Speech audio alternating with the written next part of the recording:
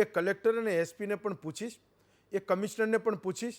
જ્યારે એ જવાબ આપવા તૈયાર થશે, જ્યારે એમના હાથમાં કંઈક આવશે જે તપાસ કરે છે. પણ વિપુલભાઈ, મારે એક વાતને સમજવી છે કે આજે એ લોકો ગુજરાતી બોલે છે, એ જુનાગઢની બોલી બોલે છે. તો જુનાગઢ તો ખોબા જેવડું ગામ છે. મને એ વિડીયો જોઈને ખબર પડે કે આ જુનાગઢના લોકો છે. એ તો સ્વાભાવિક વાત છે. એ વિડીયોમાં જે ભાષા બોલે છે તો જુનાગઢના લોકો. આજે આ મોબાઈલના જમાનામાં આ વિડીયો 4, 5, 10, 25, 50 લોકો પાસે પહોંચે તો ફટ દઈને નામ આવે કોણ હતા આ લોકો.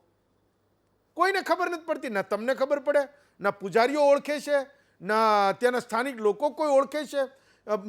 સરકારનું જે વહીવટદાર જે નિમેલા છે એ કહે છે કે અમે તપાસ કરી રહ્યા છીએ, કોણ છે ખબર નથી. પૂજારીઓ કહી રહ્યા છે કે અમારી સામેનું ષડયંત્ર છે, અમે લોકો ન્યાય માગી રહ્યા છીએ. મને તો આ જ સૌથી મોટી નવાઈની વાત લાગે છે.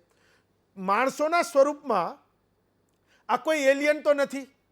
આ વિડીયો ખોટો છે એવું પણ નથી, કારણ કે સ્વીકારી રહ્યા છે કે ભંડારાની જગ્યાનો વિડીયો છે. તો એ વાતને સમજવી છે કે આમાં તપાસ છે શું, કોને શોધવાના છે. આ વિડીયોમાં જે લોકો બોલે છે એ જુનાગઢના લોકો છે, આજુબાજુના ક્યાંક લોકો હશે. જુનાગઢ ખોબા જેવડું ગામ છે, 400, 500, 700 ગામડા હશે એના. તો મોબાઈલમાં ધડ એ વિડીયો શેર થાય ખબર ના પડી જાય કે આ કોણ લોકો છે. તમે લોકો ઓળખતા હો તો